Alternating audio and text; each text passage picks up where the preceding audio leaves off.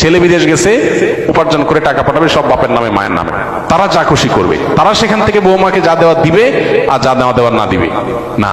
এভাবে আসলে ইসলাম মা বাবাকে এতটা অধিকার দেয় না যে সম্পদ সারা জীবন যা কামাই করবে সব বাপ মা যা ইচ্ছা তা করবে, জি না, এই সুযোগটা নেই। একটা সন্তান যখন প্রাপ্তবয়স্ক হয়, সে যখন উপার্জন করে, তার সকল টাকার পয়সা এনে মায়ের কাছে দিতে হবে, বাবার কাছে দিতে হবে, তারা যা খুশি করবে না, শরীয়ত এটা বলে না। শরীয়ত বলে সম্পদ যে উপার্জন করেছে এর ব্যাপারে অধিকার একমাত্র তার। হ্যাঁ, উপার্জিত সম্পদ থেকে মার চলার জন্য, মার বেঁচে থাকার জন্য, সুস্থতার জন্য, চিকিৎসার জন্য যেটা প্রয়োজন সন্তান হিসাবে সাধ্য অনুযায়ী, মায়ের নিজের না থাকলে বা দেওয়ার মতো ব্যবস্থা না থাকলে অবশ্যই সন্তানকে সেটা বহন করতে হবে। আর স্ত্রীর সর্বাবস্থায় স্বামী হিসাবে স্ত্রীর ভরণ পোষণ এটার ব্যবস্থা করতে হবে।